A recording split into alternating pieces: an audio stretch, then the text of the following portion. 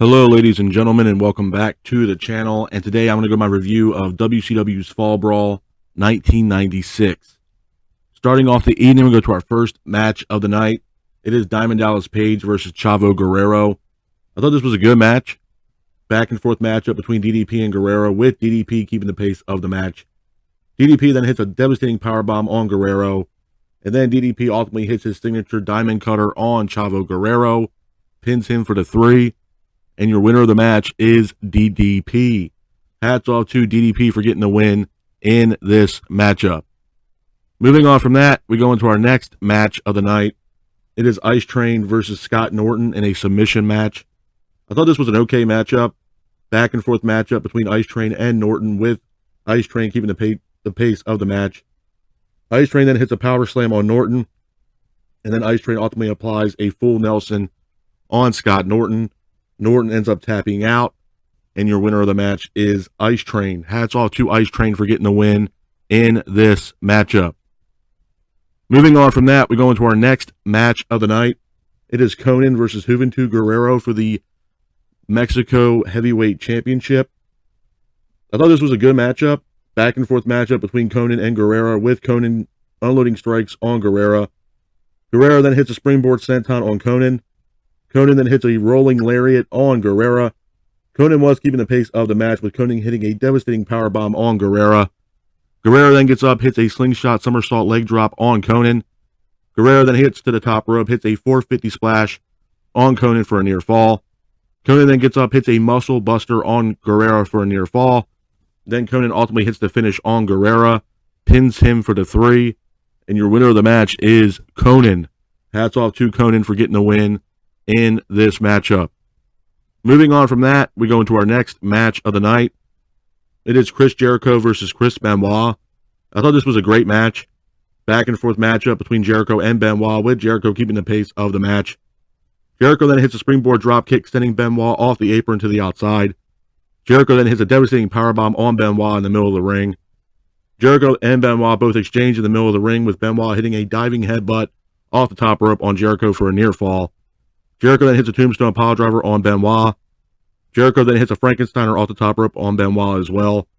But Benoit ultimately hits a back superplex off the top rope on Jericho, pins him for the 3, and your winner of the match is Chris Benoit.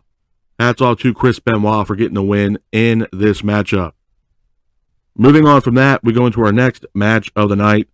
It is for the WCW Cruiserweight Championship. It is Rey Mysterio Jr. versus Super Calo. I thought this was a good match. Back and forth matchup between Mysterio and Calo, with Mysterio keeping the pace of the match. Mysterio then hits a springboard head scissor on Calo. Calo then gets up, hits a slingshot senton on Mysterio to the outside. Mysterio then gets up, hits a somersault senton on Calo.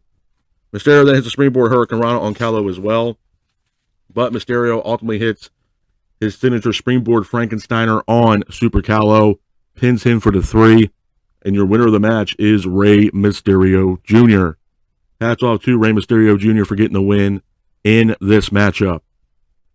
Moving on from that, we go into our next match of the night. It is the Nasty Boys versus Harlem Heat for the WCW Tag Team Championships. I thought this was a good match. Back and forth matchup between the Nasty Boys and Harlem Heat, with the Nasty Boys keeping the pace of the match. Booker T then hits a head scissor on Jerry Sags.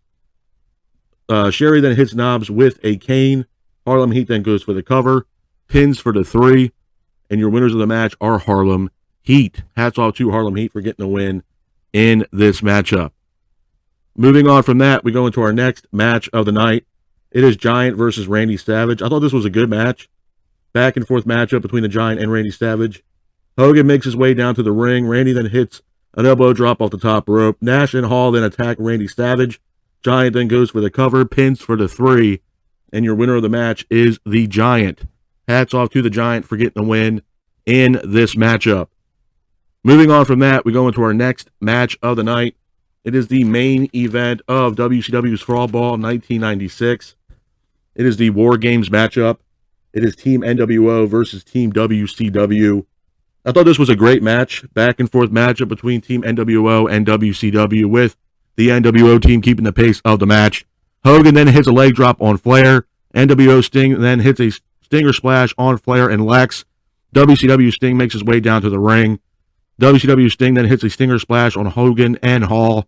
Hogan then ultimately hits a leg drop on Lex, but the NWO Sting applies his Scorpion Deathlock on Lex Luger.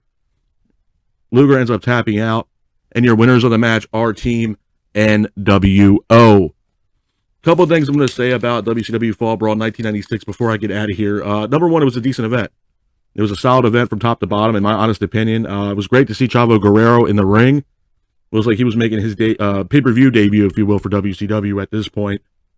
Ice Train and Scott Norton, it was one of those matches I could have done without. I think, that whole thing between Ice Train and Scott Norton was coming to an end. And eventually Scott Norton was going to go over and join the NWO. Conan versus Juventud Guerrera, again, was a solid matchup. I think it was also Juventud Guerrera's WCW debut, or pay-per-view debut, if I'm not mistaken. It was a solid matchup. Chris Jericho versus Chris Benoit was an absolutely great match, man. I mean, Jericho and Benoit, just a great match. Literally, it was two technicians in the ring, and skill-wise, I mean, they matched up perfectly between Jericho and Benoit. So it made for a great match. Mysterio and Super Calo, this was Super Calo's WCW debut, and I think he did a fantastic job. That springboard or somersault slingshot senton that he landed on Rey Mysterio on the outside was absolutely fantastic. So, and obviously the War Games matchup, the main event for Fall Brawl 1996, solid matchup, and it was kind of weird, man. It was weird and cool at the same time to see NWO Sting, and then you get the WCW Sting. He comes out and tries to save the day, but Sting ends up leaving Team WCW, and then they're pretty much on their own. And Sting kind of caused Team WCW to lose the match because Flair and Lex Luger and Arn Anderson thought that Sting turned his back on WCW and attacked them, which that was not the case, and it was actually the NWO Sting that attacked Lex Luger backstage at a Nitro event. So kind of confusion that, in the main event, but all in all, it was a decent event. And just like I do with every single one of these pay-per-views, I always give these pay-per-views a rating from 1 out of 10. I'm going to have to give WCW Fall Brawl 1996 a solid 5, 5.5 at best. But this is my review of WCW's Fall Brawl 1996. I hope you guys are out there staying safe, be careful, and remember, stay classic. Peace.